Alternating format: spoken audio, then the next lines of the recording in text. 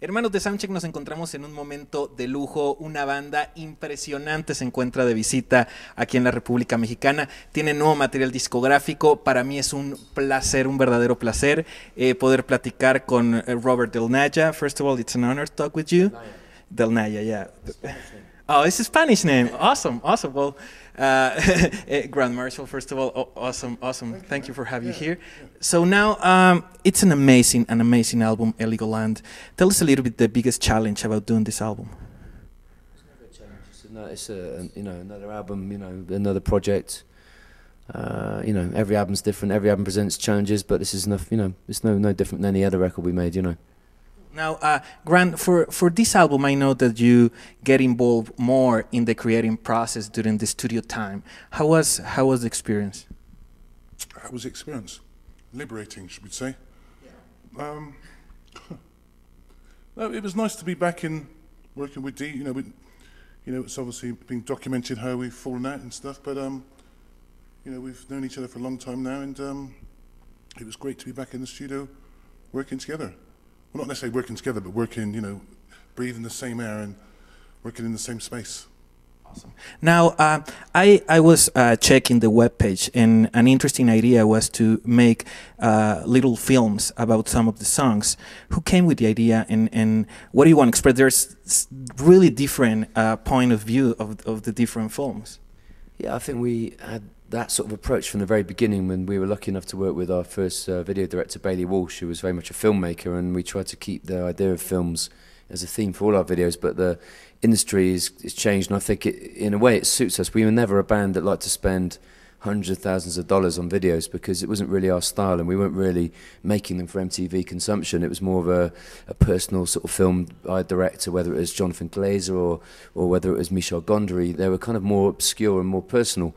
So now we've said to the directors, okay, here's a small budget, very limited budget, but you make the film you want, you interpret the song the way you want it, and in the end we end up with a lot of pieces as opposed to one expensive video which you're trying to stick on TV. And the world's changed, man. This is like YouTube, and this is the internet now, and this is much more interesting, this approach, I think.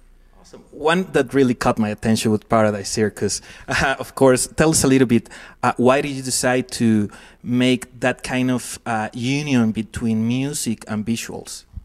I think it was, Toby, the director, it was his, it was a concept of his, and it was a very interesting and challenging idea, and I think it brings, the idea when you try and make a video, as opposed to making, like I said, a pop video, if you can try and mix two ideas together, which maybe, that idea was never about the song and vice versa, but when they're united, you get a completely new thing. And I think the greatest thing with videos is that you might have a song which means something, you meet a director who has a completely different point of view, and the end result is something absolutely unique. And in that sense, it was a very interesting and very beautiful kind of journey that the actress takes you on in her story, her speech to camera. It's very interesting, very beautiful. Awesome. I totally agree. Now, Saturday Comes Slow, you have the collaboration of Dave and Albarn. I know that you know Dave Albarn since long time ago, but how was the chemistry creating music? How was the what, sorry? The chemistry between each other. Oh, with Damon. We've worked with Damon before, so there's always there's a love there, and there's an understanding, and the fact that oh God, Dave, help me out, you mate. I'm always here for a bit. Damon has a different energy than us, and I think when we were getting quite bored of what we were doing, we spent a long time in 2008. We curated a thing called Meltdown in London, which is a big urban festival, which took a lot of time, and we went on tour with an album we believed was going to be this album. But we got to the end of it and we were bored and we weren't happy, we were dissatisfied, and we went to see Damon and spent a week in London with him. As G said, we know him well, but it was an exchange of energies. He's got a very spontaneous way of working, and it was very interesting for us to get out of our Bristol environment into a London environment and just work in a different way, and it invigorated us, Awesome. Now, I know that you create the artwork for the cover of the album. It's an amazing piece of art. What do you want to express with this art? Yeah, it's amazing. It's a difficult image. The rainbow, for instance, I wanted to do a desaturated rainbow with no colours because I was noticing that in the worldwide recession with the issues in the UK with the bankers, the bonuses, the job cuts, interest rates down, the whole new bust issue, that companies were starting to use colours in their advertising and their marketing, and rainbows in particular, to try and sell a product. And I was like, you know what, this isn't going to change your life. If you buy this, because it's colourful and it's got a rainbow in the cover, it's not going to give you anything. There's no pot of gold. This isn't going to create any jobs. It's not going to make you happy.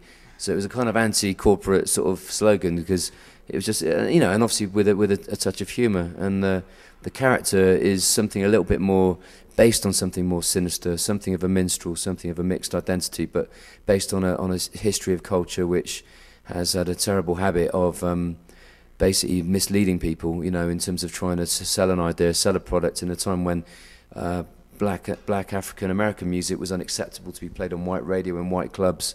They created a myth of white people performing as black people to make it palatable, which is absurd. But I still think it's a very relevant situation to lots of the way a lot of indigenous people are treated today, and I think, you know, it was something topical for us.